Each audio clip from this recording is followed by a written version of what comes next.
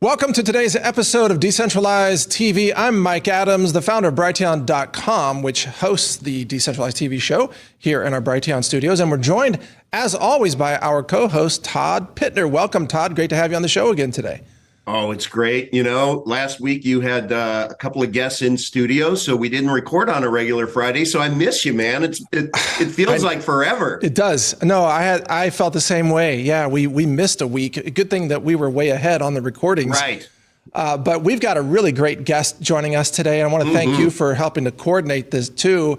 Joining us here in just a second is Todd Lewis, who is a developer, one of the key coders in the MimbleWimble blockchain, which of course powers Epic Cash and a couple other projects as well. And his company is called Brick Abode, A-B-O-D-E. That's his website, or his company's website, brickabode.com.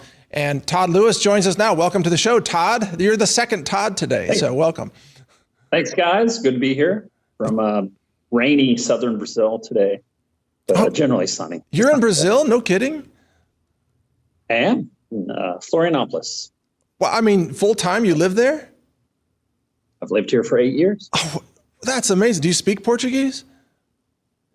Very badly, yeah. Okay. No, but with a lot of enthusiasm, you know. Yeah. And so there's little like mistake. There are a few mistakes that enough enthusiasm and pointing can't overcome. So. I've been there. Yeah, I know what you mean. Well, welcome to the show. It's great to have you on, and I'm sure you're probably familiar with the show format, and we want to help educate the public about decentralization technologies. And, you know, when I first learned about MimbleWimble, which has an interesting history behind the name, you know, I was really enamored with the technology itself. And I've come to learn that you are quite an expert, if not the expert, in applying MimbleWimble on projects. So could you just start with a little background of what is MimbleWimble? Why does it matter to the future of decentralization? Yeah, so I'm far from any kind of expert on MimbleWimble. There are people far more expert than I am, but you know, I've used it a time or two and can talk about it. Oh right, yeah, a time or two. Okay, here's the chief engineer. Yeah, you're just being humble, but go ahead. Yeah, so MimbleWimble is, to my mind, the single most important breakthrough that's happened since Bitcoin. Since the original, blockchain architecture. And Bitcoin got a lot of things right. The one thing they didn't get right, and Nakamoto talks about this in the white paper, is the fact that the original Bitcoin white paper, that transactions are transparent. It's public ledger, and you can see all the quantities going in and going out. So Bitcoin is a surveillance chain. Everything is done publicly, and everyone can track what money goes to which wallets and whatnot. And the reason it did that is the available technology at the time that Bitcoin was built. That's all that we had. We didn't have a technical solution to that problem. It was recognized as a problem, but there's just nothing that we could do about it. And MimbleWimble is, to my mind, the single best breakthrough that we've had about that. And it's a mathematical technique to allow you to create a transaction where you can mathematically prove to the blockchain that the money coming into the transaction is equal to the money coming out of the transaction, but you don't have to tell everybody what those quantities are. So no one knows, how much money goes left or how much money goes right. No one knows how much money is in any individual quantity on the chain, UTXO, an unspent transaction output, but the chunks of money that sit on the blockchain. And as a result, you can use MimbleWimble to achieve pretty complete anonymity around payments. And anonymity is important for two reasons. One is just the political reason that you don't want other people knowing what your transactions are, be they governments or hostile actors. And in the grand history of money, no one's ever chosen to voluntarily make their books public and share their transaction history with everybody. It's not a desired feature of a monetary system. Right. But, it's a bug. It's not a feature. And we know that from the 3,000-year recorded history of people having the option to do that and very wisely choosing not to. But the more important reason why it's important is fungibility. If you can track individual transactions, then you can have tainted coins, and you can have external actors use violence or threat of violence to censor the chain and to stop people from interacting with certain coins. And that destroys the fungibility of money. It means that one coin is not worth the same as other coins are. Some coins start to be worth more and some coins start to be worth less. And that's the even more important anti-feature that happens when you destroy anonymity on the chain, right? Fungibility is central to the monetary function. One coin really needs to be worth as much as any other coin in order for the monetary system. Let me jump in right and there. That's why MimbleWimble is so important. I'm sorry to interrupt. There's a little bit of a lag, but according to Michael Saylor, 1 Bitcoin is equal to 1 Bitcoin, and he insists upon this, even though it's obviously not true. I mean, just in terms of logic, 1 Bitcoin. I've got some tainted Bitcoins I can sell him, and then I can go out and buy some more tainted Bitcoins at a discount and sell them to him some more. Like, how much is he buying at 1 Bitcoin? Has he said? Do you have his phone number? No, I don't. But how does he get away with saying that? I mean, who believes that all Bitcoins are fully fungible? Because it's clearly not the case. Well, I mean, that's trivial to disprove. Just like, send me your wallet address, right? Yeah. I mean, it's market disprovable, right? If you can buy tainted Bitcoins today at a severe discount to their nominal value. So if that's the case, why isn't he going out and grabbing the arbitrage? Yeah, and the answer, of course, is that 1 Bitcoin is not worth as much as any other Bitcoin is. Tainted coins are worth less.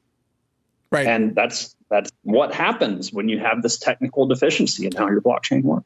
So, and Todd, feel free to just jump in anytime you want to, but I've got another question ready here. So our audience, I think, is very familiar with the concepts of privacy crypto, because that's what we advocate here in a generic sense, is privacy in cryptocurrency for all the obvious reasons. But tell us about what sets MimbleWimble apart from the other approaches to privacy, such as zero knowledge proofs, what Monero does, or what Zcash optionally does, or what have you. Go through that if you would, please. Yeah, so the earlier privacy coin algorithms were well motivated, right? They were asking the right question and they were trying to come up with good solutions. And here is, to my mind, the biggest difference. Okay, the ZK Snark white paper is something like 120 pages long. Wow. And it's they math. need every one of those, and they need every one of those 120 pages to explain all the complexity in ZK Snark. MimbleWimble you can explain in 3 pages. All right, it is a simple solution, and as an engineer, I know that especially when I'm looking for something to give me safety properties, something that needs to be reliable, something that I need to have confidence it's not going to break because people are going to try to break it. Oh, yes. Then I know which one I'd prefer. And that is every single one of those 120 pages is a place that a problem in the algorithm can hide. Yeah. Right? I mean, it's just massively harder to have confidence in machinery that's that complicated. And the beauty of MimbleWimble is the mathematical techniques are exceedingly simple, right? They are very simple. And so as an engineer, I can have confidence in it because I can see the math, I can understand the math, and other people can understand the math too. And that to me is the single strongest reason why I think MimbleWimble really is a breakthrough in this space. At the same time, also, you hear a lot of talk in Monero and Firo about something called full membership proofs, the Seraphis effort and so on, which is expanding the anonymity set. But as I understand it, and correct me if I'm wrong, but MimbleWimble sort of by default makes that concept, it's irrelevant because it's beyond full membership proofs. You don't have other members' encrypted IDs anywhere in the MimbleWimble chain, correct? Yeah. So, the idea of anonymity pools and the rest of it is this complicated machinery that Monero stacks on top of it, one solution on top of the other. And then they have these problems in the earlier layers. So they stack more layers on top. in order to try to solve the problems that they introduced earlier. And the whole time, they're just adding more and more complexity to what they're doing. And you're exactly right. It solves a problem that MimbleWimble never even has in the first place, which goes back to the fundamental advantage of using a simple and powerful solution, as opposed to, what's the name of the game that the con artists do in the park with the shells and the ball, and they move the balls around? Cups and balls. Cups and balls. That's what it's called. Cups and balls. Yeah. Sleight of hand. Yeah. Yeah. All of these complicated games they do to try to create anonymity using, all this sleight of hand. And again, it's well motivated. They're trying to solve the right problem, but the mechanism that they use, and this is not a value judgment, this is just an engineering judgment. It's an inferior solution. And you see it in the ways that they have to keep stacking more and more complexity on top to solve the problems that their solutions are fundamentally just inadequate. Well, but Monero and others, they have other advantages as well. And one of the things I wanted to ask you today about MimbleWimble, is the handshaking between the wallets, which has become an issue in our using it or attempting to use it.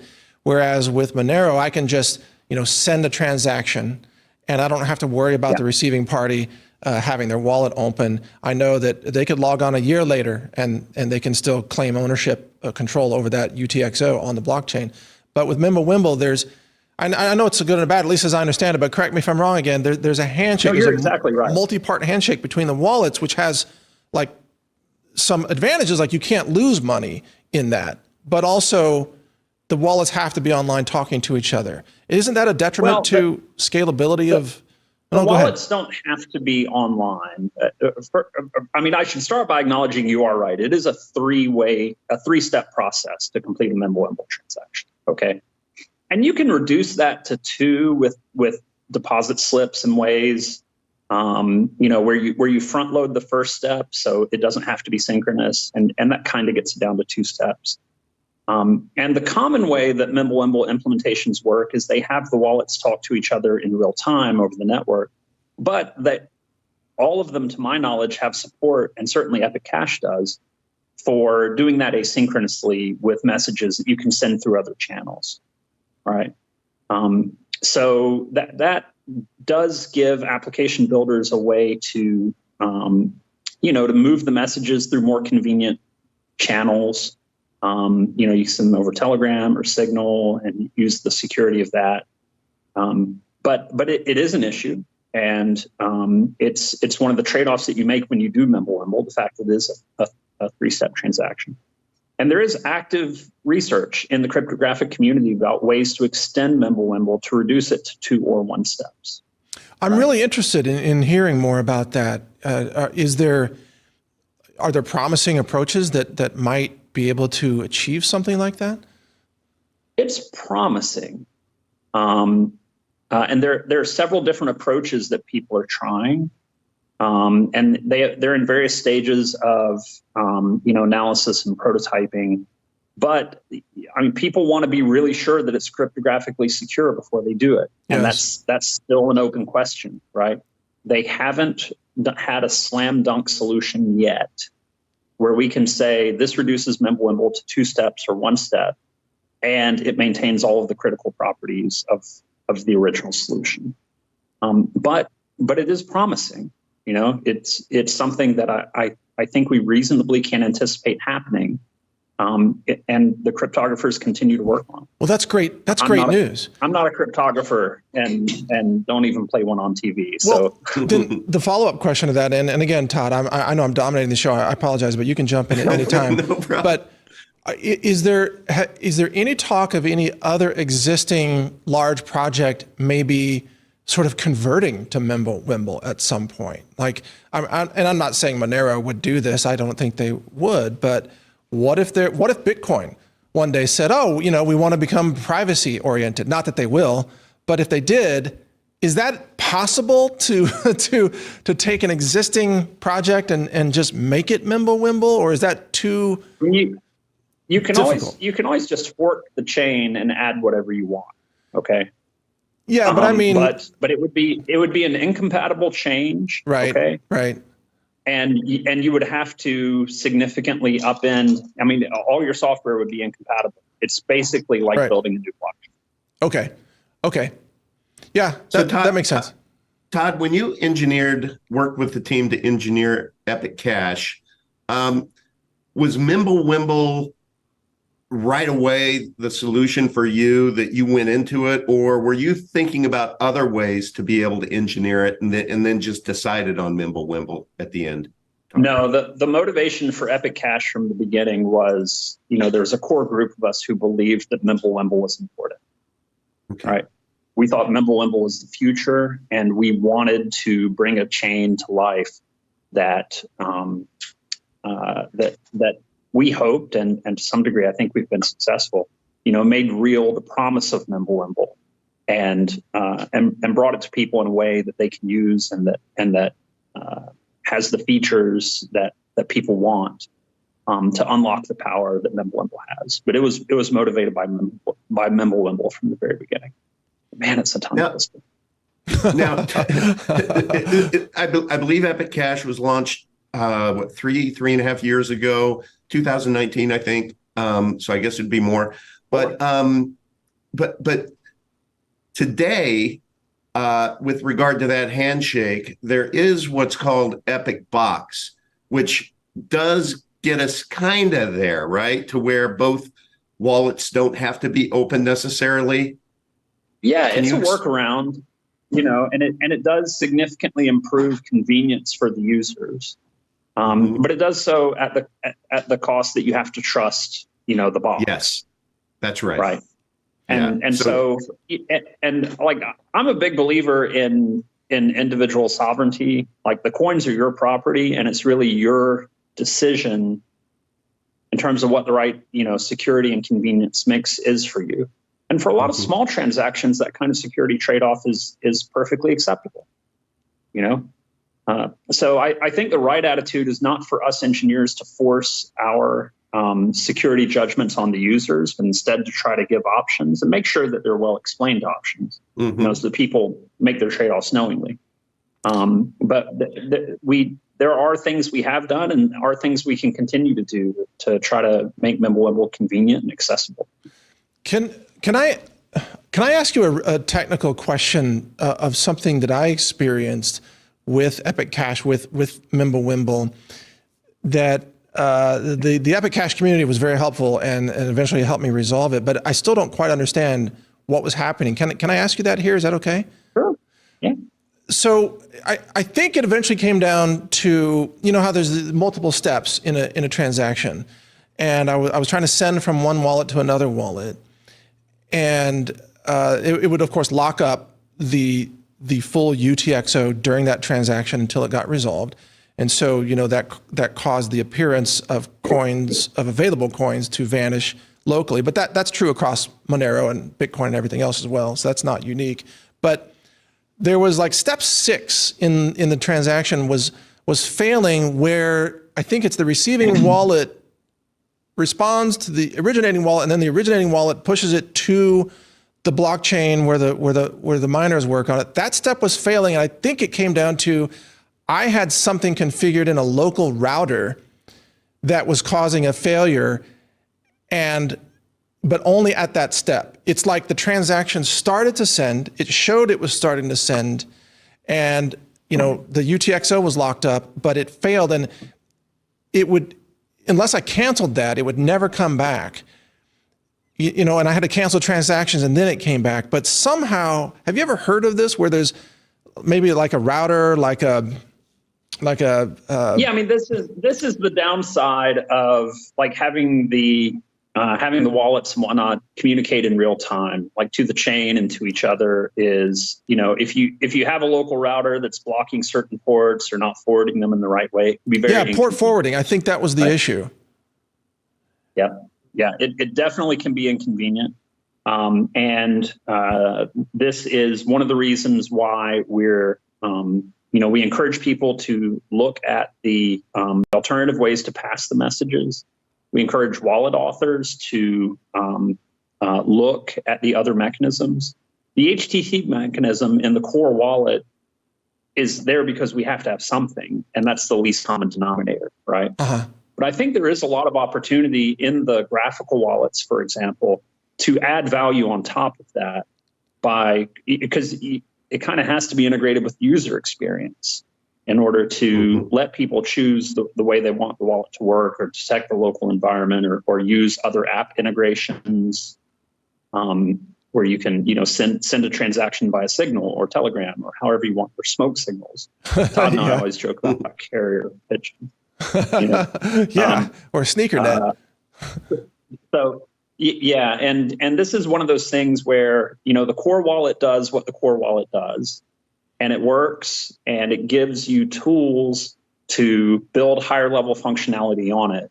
But we've always been very supportive in Epic that we want the graphical wallet designers and the mobile wallet designers to be taking these features and leveraging them and extending them in order to address these kinds of problems. Because we really can't address them very well in the core wallet unless we make it much more complicated, and potentially, you're increasing your security footprint at that point. And these are really things that we hope that the graphical wallet authors will be adding in and helping users with different ways to manage those issues and to get around them. Well, I'm really glad to hear that, because Bitcoin is not my number one coin, obviously, because I prefer privacy coins. But at least with Bitcoin, you just kind of shotgun the transaction out there, right, to the blockchain, and that's it. It's like a fire and forget type of transaction, which advantages and disadvantages. But I've never. And I will say this about it. Okay, we're not inflicting it on you because we don't care. Okay, the reason that these problems are there is that it is a 3-phase process. Right. It's a 3-step process, and it's not that way because we didn't pay attention to it or because we forgot. It's that way because it's that way in the math of how MimbleWimble works at its core. Makes sense. Right? And so what we have to do, so we're attacking that on 2 fronts. Number one, we've been working, and I think we should continue to work to make the experience more convenient, work on the app integrations, work on the different ways to let people in the modern internet exchange these messages in ways that don't have these problems. And that's doable today, and there's been good progress on that, and I think that progress should continue. And then the second one is to fix the 3-phase transaction problem. We need mathematical breakthroughs from the cryptographers. Right. And they're working on that too,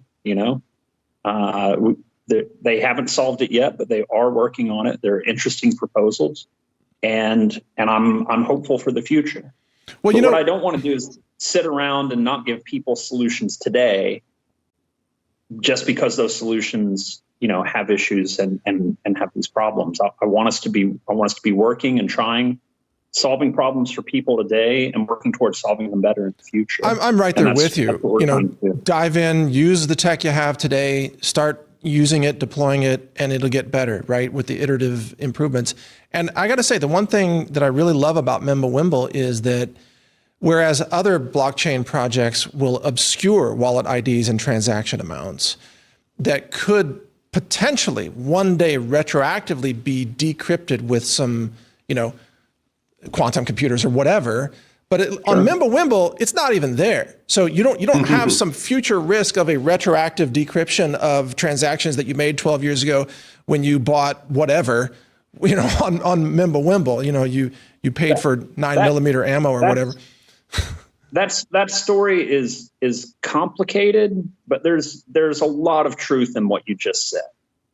All right. So it is not vulnerable in the same way that the older traditional blockchains are vulnerable. It would be much harder to break, and the kinds of computing breakthrough you would need to do are different and more difficult. Right? Yeah. So you can never say with complete certainty this category of encryption is going to be, immune to future kinds of attacks. but the residue that we leave on the blockchain is much smaller. There's much less to work with, right? In terms of what the public information is, and the fact that we don't have persistent wallets, that each transaction is like doing a separate wallet, I think does go a long way to giving you good tools to construct privacy in your transaction patterns. Yeah. And to have much more confidence that it's going to be secure in the future. Todd, Epic Cash is. But I don't want to skip over the fact that there are important details in there, right?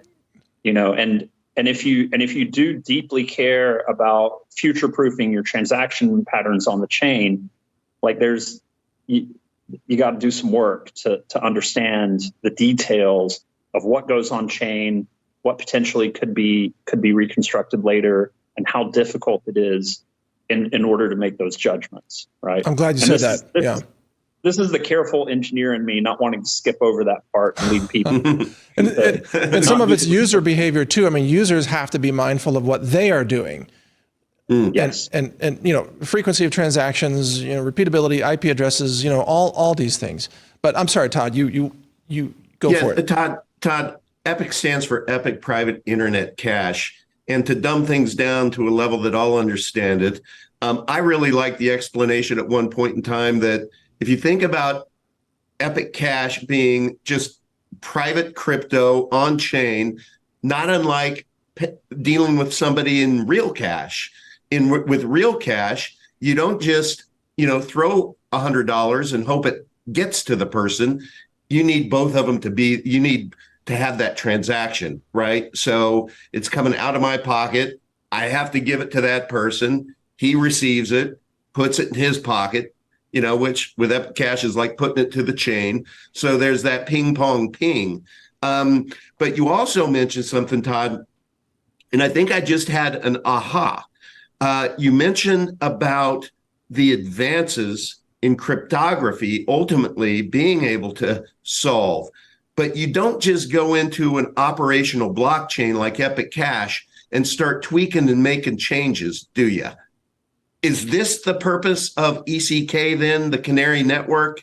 Is that my aha, that gives you that playground to be able to make some changes and try to break it? Or I'm just still trying to understand I don't really know and couldn't say with confidence. So I'll just pass. But I will say this. I prefer Epic to $100 bills.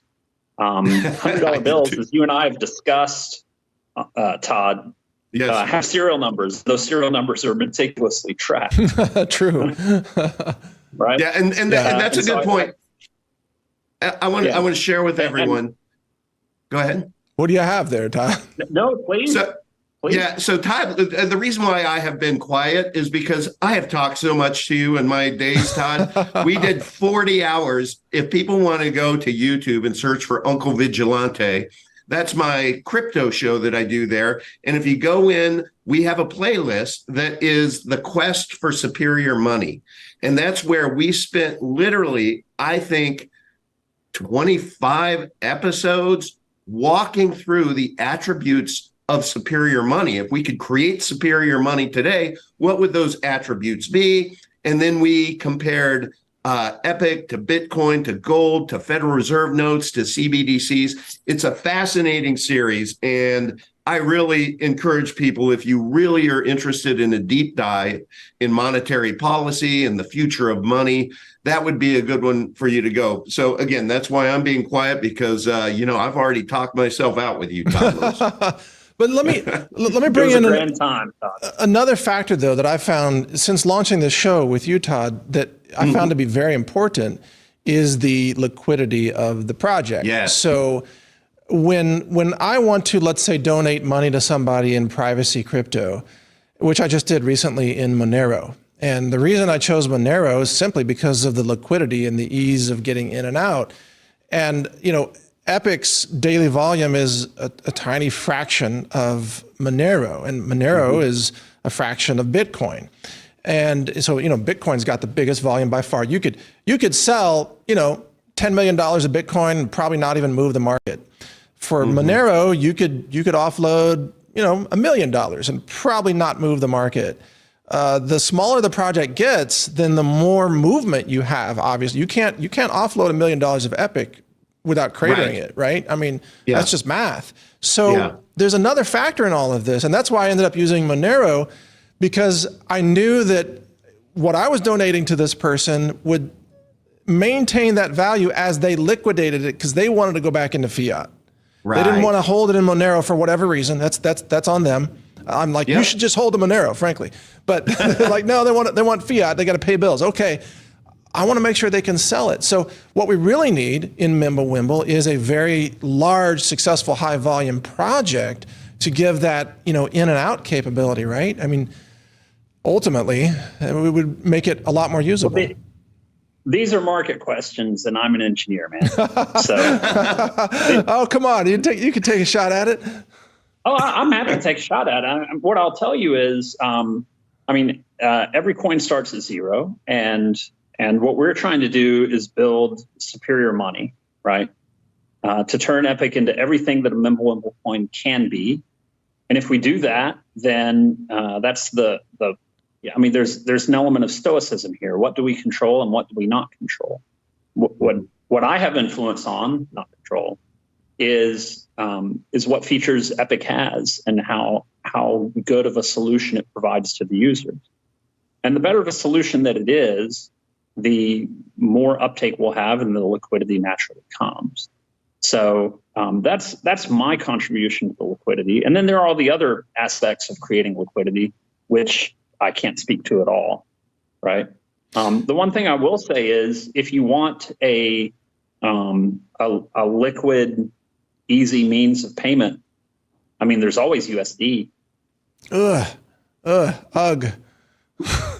No, thank you. But this is kind of the point, right? If liquidity is all that we care about, the Federal Reserve System has a quite extensive payment network. No, but liquidity is one factor that does matter. If people are trying to move in and out. But yeah, I don't want the price risk of holding dollars, because I know that it's a dishonest ledger, right? And the central banks are printing, and that's cheating. So in my mind, Bitcoin is an honest ledger compared to the Federal Reserve is totally dishonest. And I'm just not going to use dishonest ledgers anymore. But, right now, especially, hodlers, right? So people buy Bitcoin and hold it. In my view, that's not adding to liquidity, right? It's the utility of it, By right? definition, it's not adding to liquidity. Yeah, exactly. It's just that one transaction, they bought it and they hold it. But I want to see people, using it and tipping each other and buying and selling and sending and donating to each other. And then we have, a thriving ecosystem. But I guess we're on the same page. We all want the same thing. We want to see it more successful. Yeah. Yeah. And the last thing I'm ever going to do is try to tell other people what decisions they should make with their money. Right. Yeah. Because I'm not the Federal Reserve System. Yeah, exactly. Thank God. Yeah. So, my personal agenda in all this is to create choice for people and to create good options, to create good solutions, right? Yeah. And if we fill the universe with good solutions, then people will have good solutions. And then the marketplace chooses what the marketplace chooses, right? My goal is not to control what other people do or tell them they should use this or use that. All I'm trying to do is make Epic into the best coin that we can make it into. And also just generally make the world a better place by giving people dominion over their own property, which they're morally entitled to have anyway. 100%. Completely agree. Go ahead, Todd. I'm sorry. Did you want to ask a follow-up question, Mike? Well, I did, and it's about CBDCs, because we know money is going digital, right? And the central banks are going to be pushing the CBDCs. It's happening in some countries.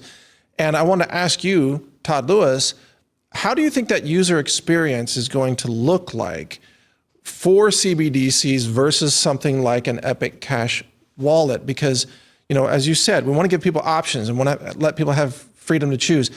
I fear that the CBDCs are going to come with, incentives like universal basic income. If you use it, you'll get $500 a month as a UBI, and that's going to sucker a lot of people into a slave system, basically, where they're controlled and surveilled. But what do you think are going to be the differentiating factors between CBDCs and then privacy crypto? I mean, number one is privacy. Yeah, right. And, you know, 3, privacy, dominion over your property. You know, do you actually control your property? Right. Property is control, right? I mean, what is property? What does it mean to own something? It means control. that you have control over its use and disposition. And if you don't control it, it's not your property, right? And there's this whole gray area of like, how much do you control it? And what level of property does that constitute? With a blockchain, it's pretty simple. Unless the security of the blockchain is compromised, then you have dominion over your property, right? Yes. And CBDCs fundamentally don't do that. And then the final thing the CBDCs don't do is finite supply. You know, they don't maintain scarcity. Right. So if I want dominion over my property, if I want the ability to conduct my business in private and also keep the currency fungible, and if I want a store of value that's not going to be have the supply continually inflated, well, the CBDCs are O of 3 on that. Exactly. Right. And I'm not going to tell anybody not to use them because I don't tell anybody what to do with their property. I think it's stupid. Well, I agree with you. I think it is foolish to invest in a dishonest system that you know the other party cheats, and that's the Federal Reserve. You know they're going to cheat because they publish the cheating figures, which is the increase in the money supply. And they brag about cheating. Do they really? Yeah. I mean, people don't remember this very much, but Ron Paul, when he was the chairman of the House Banking Committee or the subcommittee or whatever, tried subpoenaing the records from the Federal Reserve over their swaps with the ECB, where they were doing euro-dollar swaps to just mint huge quantities of money into existence. And the Federal Reserve fought him tooth and nail for years to refuse to supply those records for congressional oversight, right? Yep. And when the records finally did come out, surprise! They showed exactly what we all knew they were going to show, which is they were minting vast quantities of currency completely off balance sheet with no public disclosure at all. And then Congress got outraged and passed a law, and now we know that will never happen again. Oh, no, wait. No, that's not what happened. Nothing changed at all, and they have every bit of the ability to keep doing that today that they did in 2009. And I don't know why any of us would assume, given the continued immense secrecy over the question, that that's not exactly what they're doing. So I'm not so sure that they are fully disclosing the amount of dollar supply that they're introducing. They're even cheating about the degree of their cheating, is what you're saying. And I agree. That's exactly what they're doing. But Todd, I know you want to jump in. I wanted to say one more thing about that, which is you can look at that and be pessimistic. But you can also look at it and be optimistic, because there is a solution to this category of problem. All right. It's a solution that civil society has, and we exercise it from time to time, and it solves the problem. And it doesn't require the government, losing control over the money supply or overthrowing the government or anything. It's just hyperinflation, right? Hyperinflation is civil society saying enough, right? We're not going to accept this garbage anymore. And there is a tipping point at which, and not just hyperinflations, but also what I call superinflations. In the 1980s in Mexico and Israel, I think they had sustained periods of triple-digit inflation that did not tip over into hyperinflation, but put the fear of God into the governments and the banks, right? And caused the reinstitution of monetary discipline. So I don't think it's a hopeless story. Civil society chooses how much to accept payment and how much to hold cash balances in these currencies. And they can CBDC all they want. When confidence is lost in the ability of the money to retain purchasing power, the process begins, and they have to overreact in the other direction with severe monetary tightening and severe deflationary policies in order to reinstitute confidence that the currency is worth holding. They can't make you hold the currency. They just can't. Especially when all these alternatives are available, like what we're talking about here today. I mean, there's more competition now in terms of monetary value than ever before in human history. And there's greater access to inflationary hedges than there ever has. Good point. I can order copper. I can go on the internet. I can enter my CBDC debit card. I can schedule copper to be delivered to my house. You know, I mean, are you going to make copper ownership illegal? No, pardon me while I go buy more silver too. I need a couple more bags of junk silver too. This is going to be interesting to watch. Todd Pittner, even if they outlaw gold ownership, right? Even if they outlaw silver ownership, how are they going to outlaw copper ownership without shutting down the economy? Well, I mean, the same thing's true with silver. Aluminum ownership, exactly, without destroying the economy, right? No, they'll just outlaw electricity transmission lines with it. You know, no more utility poles are allowed. But they do things like that. At some point, we have.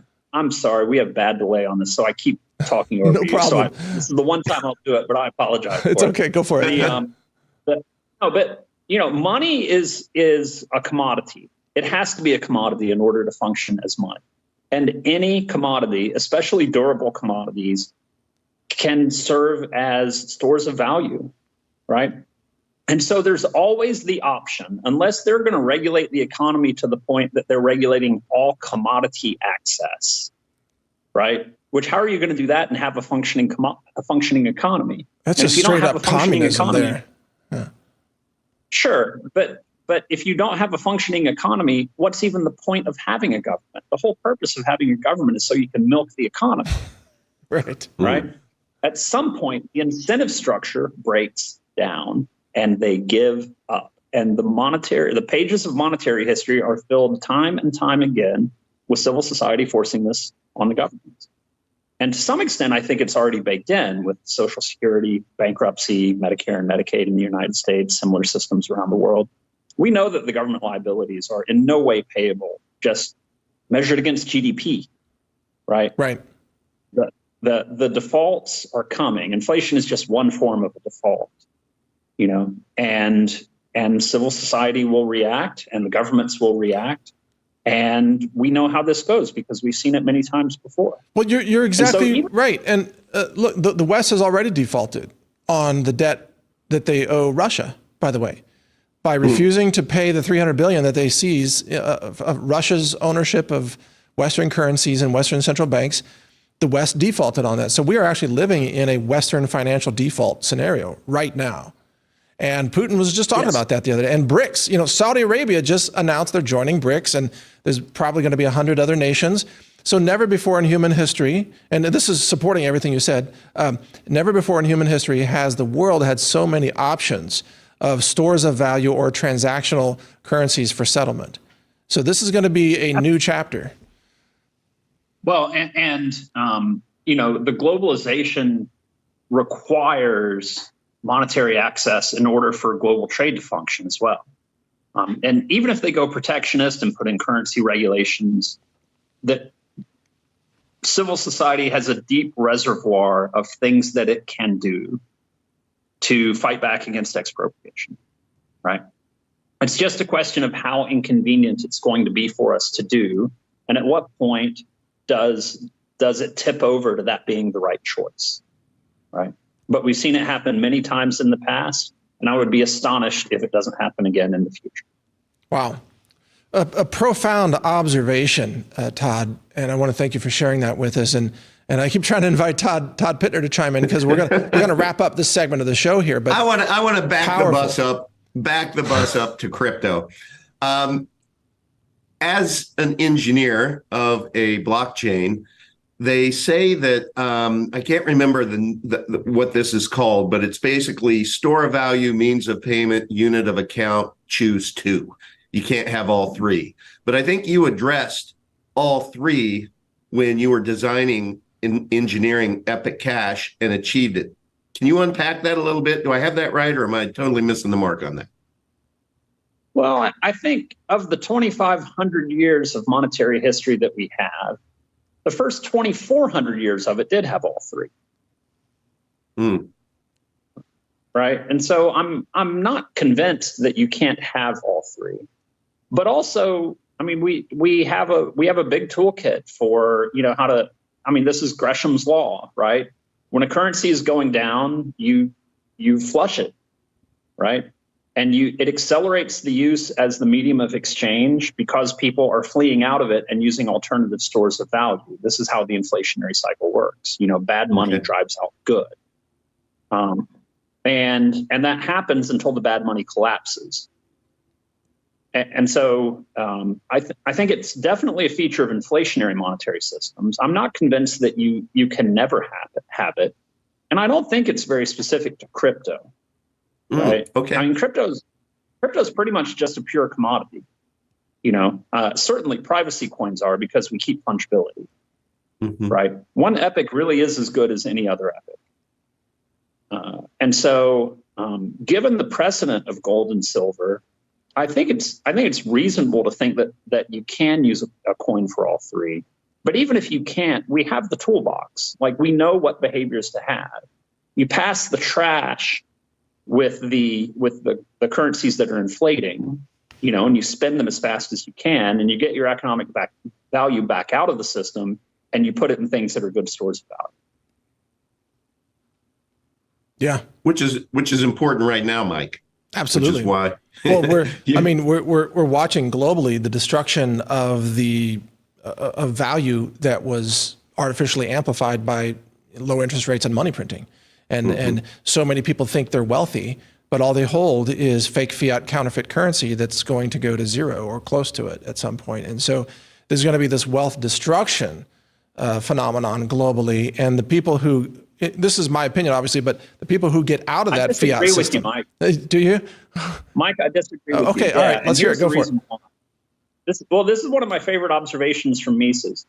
The wealth destruction has already happened, right? The wealth destruction happens during the inflationary phase, during COVID, when no one was working and everyone was consuming, when the monetary base shot up astronomically. That's when the damage was really done to the economy. It just hasn't been fully realized by people yet, though. That's what's coming. It's all over except the crime. Yeah. Right. Yeah. Yeah. Exactly. I agree with you. The damage has already been done. I don't think the destruction is in the future. I think much of the destruction is in the past. And there's certainly more destruction coming in the future. I don't mean to downplay that, but the damage has already been done, right? And you can see that the damage is going to continue because we're in the middle right now in the United States. I'm not in the United States, but in the United States, they're in the middle of the biggest monetary contraction to have happened since the Great Depression over the past 12 months in terms of the nominal reduction in the money supply. Okay. And whether that is the actual reduction in the money supply is a question that's more or less impossible to answer from the outside, but let's just take it at face value. Okay. The cost of debt servicing in the United States has tripled over the last year, and you're going to see huge quantities of debt roll over into these higher interest rates in the next, say, 4 years, right? It's the biggest monetary contraction we've seen since the Great Depression, and they are 1/6 of the way through reversing the COVID burst in the money supply. Wow, good point. Does anyone think that this level of monetary contraction is going to be continued for the next 5 years? I certainly don't. No, even the Fed doesn't. No, I mean the level of debt payment in the United States would be astronomical. Crush the economy, absolutely crush it. Yes. And first to the chopping block would be the federal government, right? And so I just have, and for that reason, the monetary expansion they did during COVID, that damage is not going to be undone, right? They're making a good show of it at the moment, but it's a fart in the wind compared to the hurricane of money that they printed during COVID. All you have to do is look at the M2 graph and you can see it. It's this huge spike and this tiny little decline. Uh-huh. You know, and that tiny little decline is the biggest monetary contraction since the Great Depression. Wow. Exactly.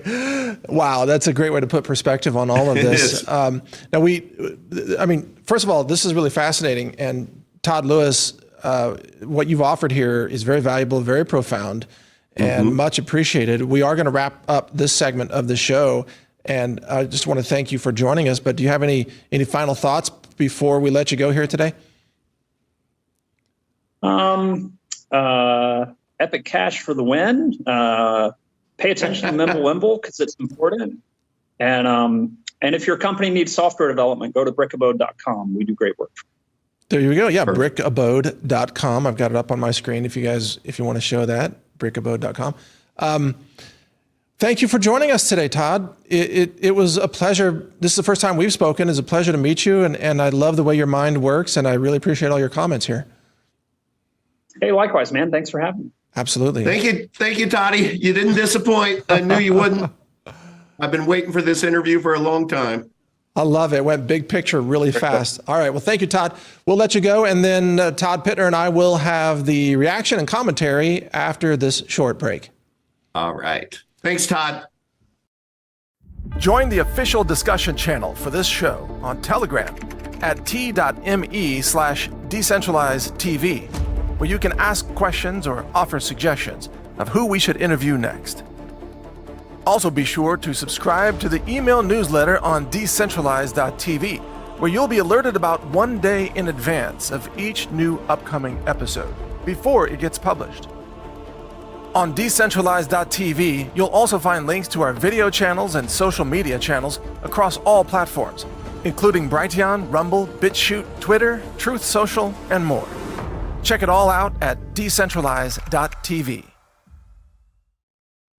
All right, welcome back. This is the after party, and this is Todd Pittner and myself with the reaction to the interview with Todd Lewis. So, first of all, Todd, I know you've known the other Todd for quite a long time. This is the first chance Indeed. that I've been able to speak with him. So, I was really impressed with his knowledge, and I love the fact how everybody that we meet in the privacy crypto space seems to understand Austrian economics too. By the way.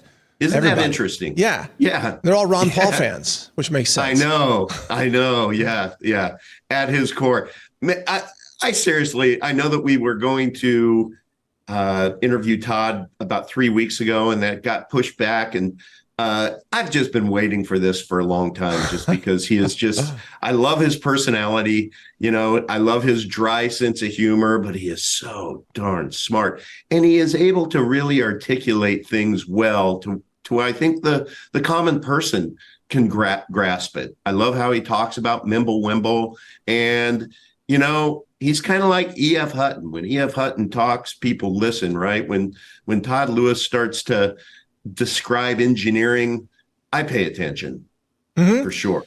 Well, I also love the fact that he's really describing how, in my opinion, we're in the infancy of privacy crypto right now, which means that there are many more advances yet to come. In other words, we're not stuck in where we are today. There are a lot of really smart people working on solving some of the problems, some of the scenarios that we brought up during the interview, in fact, and working on better, cryptography and so on. And I think that, even right now, the technology that exists right now can enable massive human freedom. I do too. I mean, like, you don't have to wait either, but if you do wait, it's only going to get better. And frankly, in fact, I want to ask you this, Todd.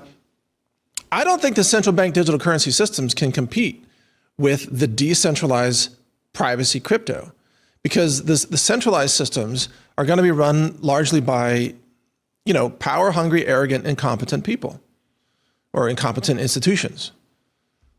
I might have to disagree with you there. Yeah, let's hear it. Only because I think that 90% of the population just won't care like we care and like our audience cares. So there are going to be a segment of us who are, I think, smarter than the average bear, who are paying attention now. But I think the general populace is just going to ultimately say, oh, cool, this is more convenient. cool. Oh, I can get, Owen Benjamin, what's he say? Some fancy pants and lollipops. If I use this CBDC, I just think that I believe in the NPC theory so much, Mike, that I think the greater percentage of the population is going to be just fine with CBDCs. Okay, but I should clarify. I meant from a technical perspective. I think that the central bank digital currency systems are going to be more failure prone. I agree. I agree. Can you imagine all the smart crypto people out there, the hackers and stuff? They're going to have a field day on it. Oh yeah, exactly. They're going to be so great that you brought that up. There are going to be so many problems with it that they may have to cry uncle at some point in time, because you think that the hackers are attacking crypto. Oh my gosh. The soft underbelly of a government created CBDC. Good luck. Well, exactly. And I think some examples of this, look at the food stamp program in America right now. That thing is down all the time.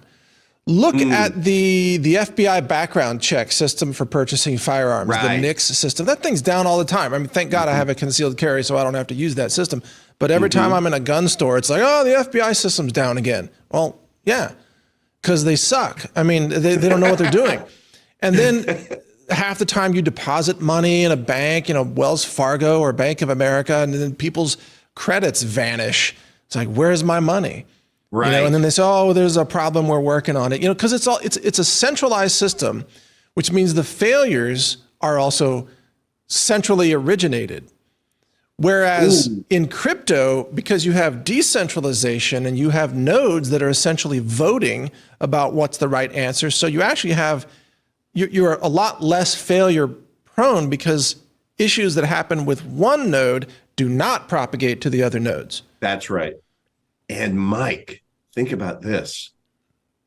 This is a perfect setup for the Druid Babylonian bastards. What? That are controlling these CBDCs, and they have their whore media in the palms of their hands doing their bidding, right? I guarantee you there's going to be just an amazing hack to where just billions of dollars of wealth is just going to disappear. And the press will be telling the same story, every channel, and it's going to be all about Putin hacked our, system. Putin stole your money. Yeah. Yes, they'll create that enemy, right? Oh, that narrative's going to come, Mike. Well, I do, but there's two thoughts about that. Number one, there are very competent hacker groups out there right now that have been running, what is it? Where they encrypt your hard drive and then you have to send them Bitcoin to unlock it.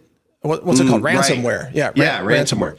So, we've covered stories about ransomware locking up hospitals and governments. Yeah, right. And whoever's running the ransomware operations, they're pretty darn good at it, actually. They're smart. Right. Mm-hmm. So they're going to be hitting these CBDCs, no question about it.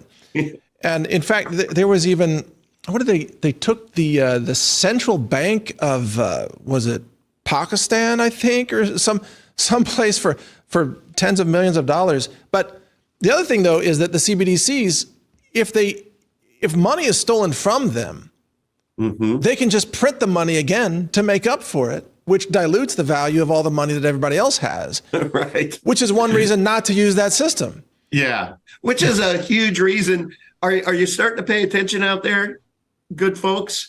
We got to get our money out of the current system. Yes. And into silver, gold, private crypto, food forests. Right. The list goes on and on. But we have to start acting now, with an escape plan. And that's where, Mike, I think this show is really, really starting to gain traction, is people are really getting educated to the fact that their purchasing power is just going down every single day. I mean, It's crazy. The food inflation is crazy, Mike. Yeah, we're seeing the TikTok videos and the Gen Z young people, posting videos like I can't afford to buy food, I can't afford to pay rent, I can't afford to live. Yeah. And here's another thing that's just absolutely shocking that just came up on my radar. Did you know that California Governor Newsom is about to sign a law that would make it illegal for shopkeepers to stop shoplifters? So, and they argue that the shoplifters need the food because they can't afford to buy it. Like, this is the justification now. Oh my gosh. So everybody become a thief. Serious? Yeah, but I mean, imagine if you're running a retail operation in California, what, you have to just open your doors and it's a giant looting fest now. Everybody come on in, just steal whatever you want. I mean, how long does that business stay in business? Well, think about it. I think I learned this from you on your podcast. Weren't you talking recently about shrinkage, about all of these? I can't remember even which retailer. The Dollar Tree is having a lot of shrinkage. Yeah. People are shoplifting from the Dollar Tree. From the Dollar Tree. But what is it that you said that people don't even go to? It's basically not even illegal to shoplift under $950 worth of goods. Right. Nothing's going to happen to you. In California, in certain areas, that's it. Under $950, you're not going to be prosecuted. But so how many stores, how many retailers are just going to pick up their ball and go home in California? Well, eventually all of them. All of them. Right. And so is that the long ball that they're playing? The reason why Newsom is doing all of this is that he just wants to kill California? Well, yeah, probably that's part of it. But bringing this back to our show and what we talk about, what I'm trying to get young people to understand is that it's not that food's becoming more expensive. It's that your dollar's becoming worthless. And the reason your dollar's becoming worthless is because it's a dishonest ledger run by the central bank. And you're never going to get ahead in that system. You will never have real wealth if you try to collect and hold wealth in dollars. It's just a mathematical certainty at this point. Yes. Unless you happen to run like a vaccine company and get free money from the government for all the billion jabs or whatever. But for most people, working 9 to 5, W-2 wage earner, you're never going to get ahead in dollars. You have to get outside the system. And until young people understand that, and many of them do understand this, but the only honest ledgers out there are things like gold and silver and crypto. Yes. Where no one can counterfeit the crypto. No one can counterfeit the gold. I mean, they can try, but there are simple tests. Oh, that's not gold. So the inability to counterfeit an asset is its most important intrinsic value. Indeed. Yeah. So let's kind of wrap this up, unless you have anything else on your mind that you wanted to talk about. I just want to say that Todd Lewis rocks. I really enjoyed him. I'm glad he came on the show. Yeah. And I think we're all a little bit smarter. I loved hearing you two riff. That was great. Yeah. No, I really enjoyed the conversation with him. I love talking with smart people and big idea people too. I mean, Todd Lewis is a big idea person, right? Yes. Even though he kind of downplays his own capabilities, obviously. I know. But he's not, I mean, I've met coders in the past who are oblivious to the world and they just focus on code. Right. And he's not that way.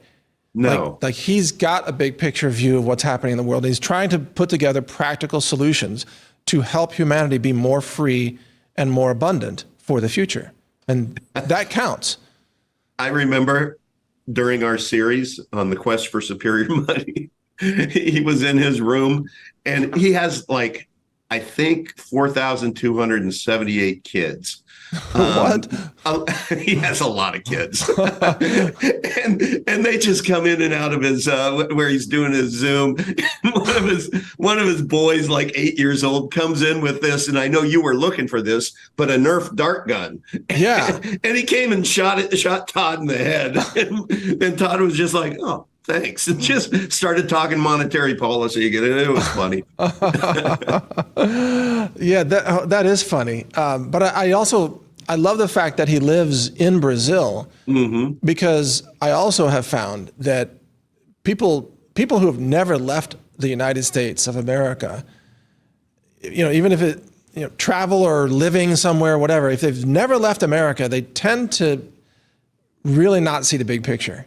Right. Because, right. You can be a victim of total media gaslighting and not seeing the world. You're living in America, you think the whole world revolves around the United States. And frankly, the BRICS nations are proving that that's not true. I know. In fact, the U.S. is about to lose its global dominance position. I mean, it's a mathematical certainty at this point. Yeah. Yeah. Do you think there's any Hail Mary pass for the U.S. to not lose here, Mike? Well, I think the Hail Mary pass attempt was to try to defeat Russia and to overthrow Putin and seize the commodities and energy assets of Russia. That worked out well. Right. But that's the model of the U.S. empire, is to roll into a region, right, and overthrow the leader or enslave the leader or assassinate him. Economic hitman. I mean, or just use directed energy weapons and light an island on fire, right. And but the U.S. needed Russia's commodities because Russia sits on 1/3 of the world's natural resources. Yeah, largely energy, but also minerals and things like that. And the fact that Russia just said, no, you're not going to just come in and pillage our country, and then how the West's efforts boomeranged and crippled Western Europe. The industry of Germany is in a state of collapse. Right. I mean, it's devastating. Western Europe will not recover in our lifetimes, for sure. But I think America tried a Hail Mary, and I think it failed. Okay. That's what I think, and I think it's done. And frankly, I think America's.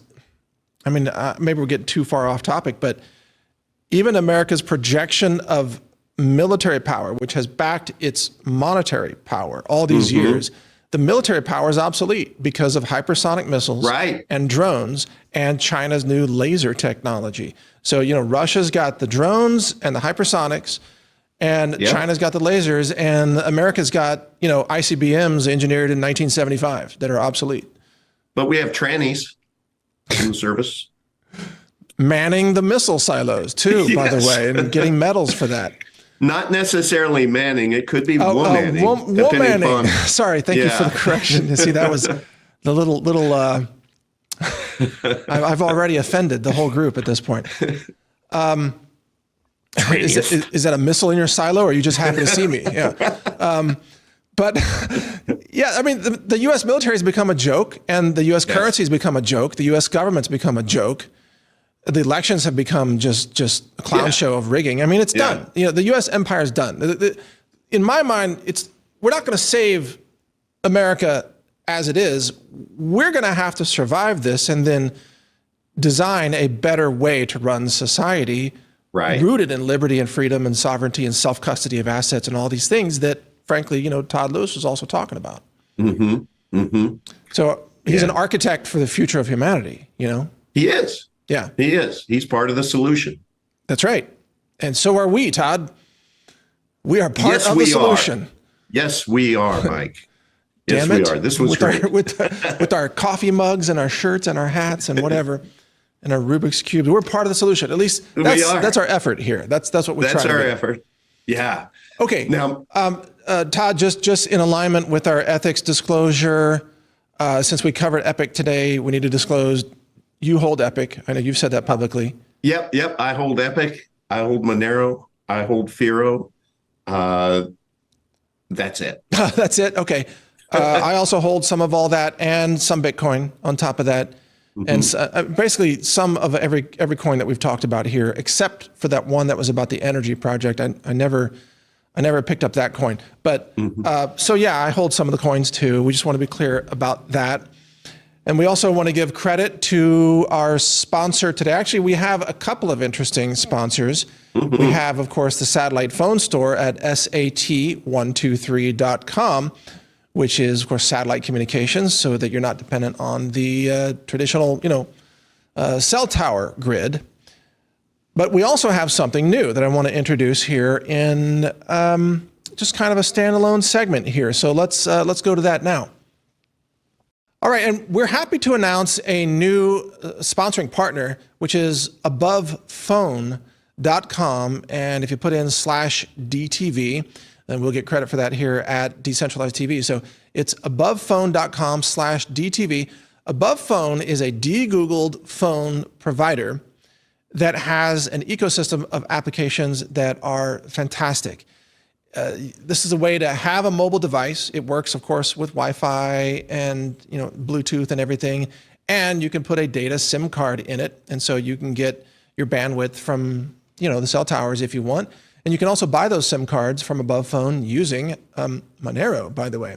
So you can have privacy crypto to purchase the SIM cards. So there's nothing that ties you to the phone or the data or the cell towers. How cool is that, Todd?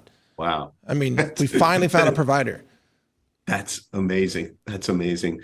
So this is just kind of a junior varsity question here.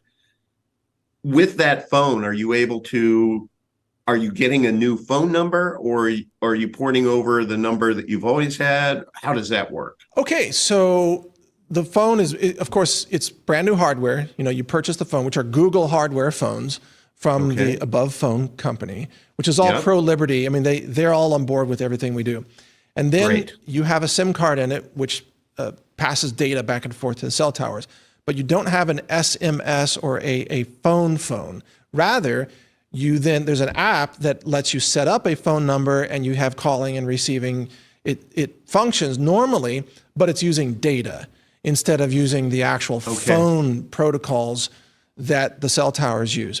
Now, the good news why this is great is because you are not going to be wrapped up in some kind of geofencing warrant, because normally, like if you're standing around and then somebody robs the bank a block away, well, they can issue a geofencing warrant, and they can say, let's go talk to everybody, let's visit everybody's home who was, within 100 feet of the bank robbery, based on your phone number and your phone checking in with the cell tower and registering as a phone. So with these de-Googled phones from Above Phone, they don't register as phones. They register as data devices, which is common for things like trackers and security cameras and what have you. So those data devices don't get swept up in the geofencing warrants. That's fascinating. Yeah. That's very cool. Right. And then in addition, there's nothing about this phone that's tied to your identity, right? So your name, your social security number, your credit card, nothing is tied to that, especially if you paid using crypto, obviously. Privacy crypto, even better. So this is the way to be anonymous and protect your privacy while actually having a mobile phone device. Now, it runs virtually all the apps you need, but not 100%, because it doesn't use the Google Play Store, obviously.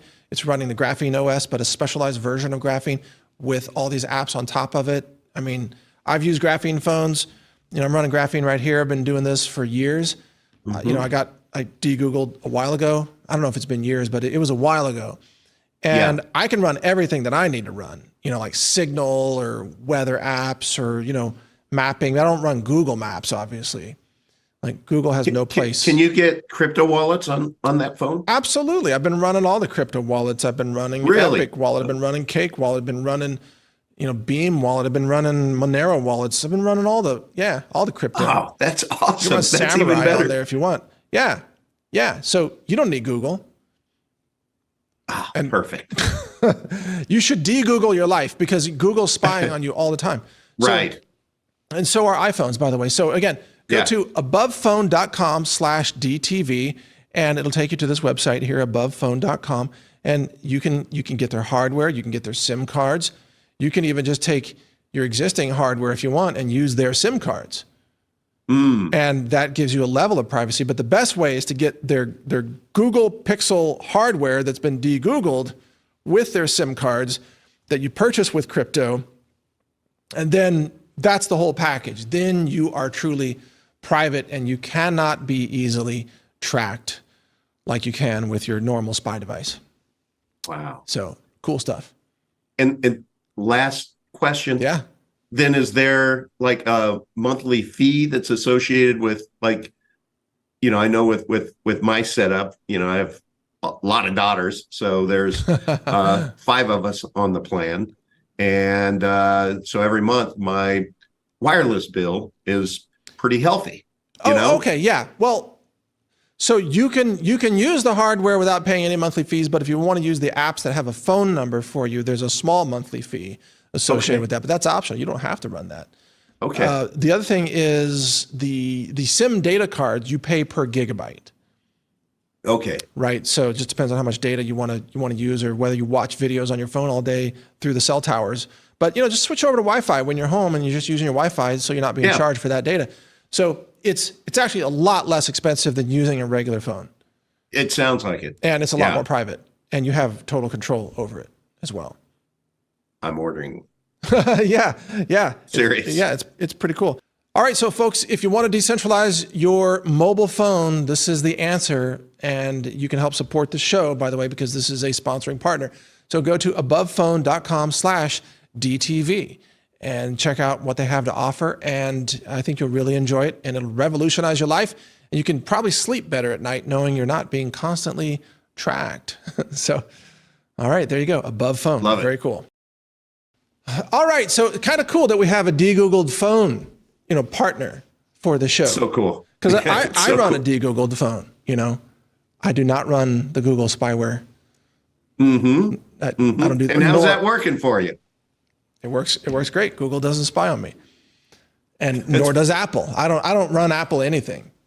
Apple's a giant spy machine. Yes. Too. So anyway, isn't it cool we have so many solutions now available that weren't available, 3 years ago? Yeah. Well, and you've been the tip of the spear on most of it. Well, I don't know about that. I mean, I feel like I'm a late adopter sometimes, but I try. I try. Well, I think when it came to crypto, you were just you were cautiously suspicious, and I am always cautious. Yeah. Yes. About things. But when it clicks with you, then you go into hypersonic mode and you learn everything there is about it, and you try to break it. And when you can't, that's you're true. like, okay, this works for me. Well, the de-Googled phones, this is I think my third de-Googled phone now, because I've tried different operating systems. Graphene probably being, I think, the most successful one, which is Android only. And did you know Graphene only runs on Google hardware, though? So the Google Pixel hardware that's made by Google, it's de-Googled. And it's kind of like capturing a Terminator and programming it to protect John Connor. Okay. You take out the original Terminator firmware and then you shove in Terminator 2. Okay. And then now it's protecting John Connor. So that's the same thing. You take a Google phone, you de-Google it, you put in Graphene, and boom, it's no longer a Google spy machine. Perfect. Yeah. And then you get your freedom back. All right. Anyway, Todd, look, it's always fun. I really enjoy doing these interviews with you. We have fun every time. Me too. Mm-hmm. And we learn something. Mm-hmm. Yeah. It's I'm more energized after we get off these than during the whole rest of the week. Yeah. Me too. Because, we normally film these on Fridays, and it's always like, it's the most fun day of the week to look forward to. And I hope the audience feels this too, Mike. I hope so. Yeah. I hope so. Yeah. I mean, we're getting a lot of positive feedback. And of course, folks, check out the website, Decentralize.tv, for links to the social media sites and Telegram and everything else. And thank you for supporting us. We're going to wrap up this episode today. It was a lot of fun. We all learned a lot. And Todd, I want to thank you for getting that guest for us. And he was fantastic. And let's just stay tuned for more developments and announcements and cryptography advances. I mean, it's going to be an exciting couple of years here as the powers that be try to push CBDCs on us, and we're just going to MimbleWimble nimble out of the way and just do something totally different where we have custody of our assets instead of them. Butter the popcorn, Mike. Butter the popcorn. Good. Okay. All right. You got it. Well, thanks, Todd. It was fun today. And we'll do it again soon. All right. Thanks, Mike. All right. Thank you. And thank all of you for watching today. Decentralize.tv is the website where you can catch more episodes. We've put out, I don't know, what is it, like 15 or 16 at this point. So You can watch all of those episodes if you missed any at decentralize.tv. Thanks for watching. I'm Mike Adams, the founder of Brighteon.com. Take care.